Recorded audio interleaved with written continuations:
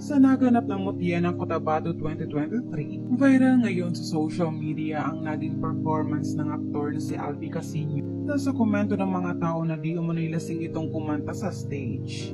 Naman kung ayaw nyo na. O, DJ, isa pa daw.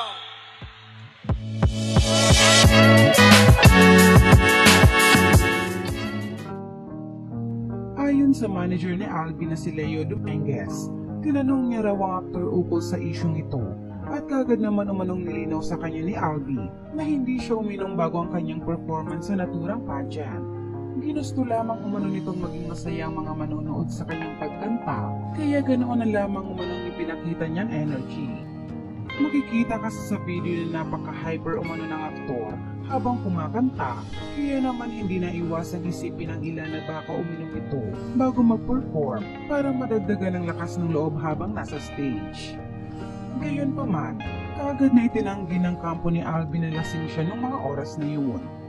Kwento ni Albi, dalawang awitin daw ang kinanta niya dahil ang una raw ay haranan niya para sa mga kandidata ng naturang pageant. Samantalang para sa mga audience naman umano, ang pangalawa niyang kanta, kaya naman bumaba raw siya ng stage at lumapit sa mga manonood.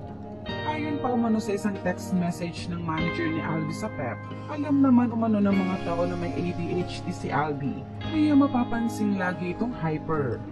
Paliwanag pa nito, hindi raw lasing si Albi ng mga oras na yun, kundi puyat, dahil alas 2 ng madaling araw man ang call time nito at alas 5 ng umaga lumipad patungong Davao. Kaya din naman itong nag-rehearse pagdating ng Davao bago bumiyay sa mismong venue. Kaya naman wala raw itong pahinga bago ang performance. Dagdag pang mga pahayag ng manager ni Albi. Samantala, maraming netizens naman ang nagtanggol sa aktor at sinabing wala naman umanong naging problema sa performance nito dahil nag-enjoy naman umanong maraming manonood at wala siyang binastos sa event. May ilan din na ikinumpara si Albi sa ilang artista na naimbitahan din sa mga ganitong klaseng event upang mag-perform, ngunit hindi raw bigay todo sa performance sa kabila ng malaking talent fee. Narito ang ilan sa mga komento ng mga netizens tungkol dito. Si Albi Casino ay merong attention deficit or hyperactivity disorder. Nung nasa PBB pa lamang siya, pinaliwanag na ito ng isang doktor kung bakit ganyan siya kumilos at magsalita. So sana wag po natin gawing katatawanan ng kondisyon niya. Bagkus intindihin po ito. Hindi po siya lasing. Sadyang ganyan lang po kumilos ang karamihan ng taong may ADHD. Ang mahalaga wala siyang binastos na kahit sino.